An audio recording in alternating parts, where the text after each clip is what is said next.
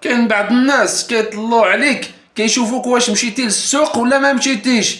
الا مشيتي للسوق غيكحلوا بالعمى ما يعجبهمش الحال، وإلا ما مشيتيش يتشفاو فيك يمشيو يشطحوا ويلوزو ويهزو الطباصل ويطبلوا حيت عجبهم الحال. وراك غلط، راك كتشفى خوك في الدم ديال الاسلام، راك غلطه الشريف بزاف ولا راكي غلطه لالا.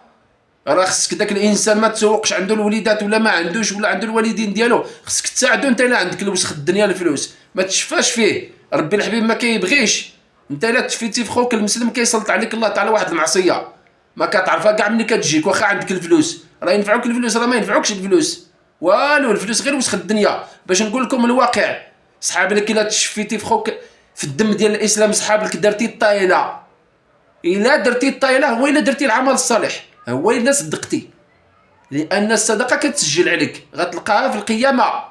يوم القيامه غتلقى داك الصدقه اللي صدقتي، ما غاديش تلقى داك المنكر لانك تضحك على خوك في الدم ديال الاسلام كتشفى فيه لان ما عندوش.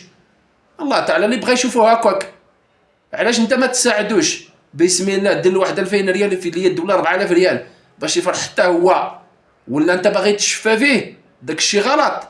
راه بعد الناس راه غالطين بزاف كثر من القياس.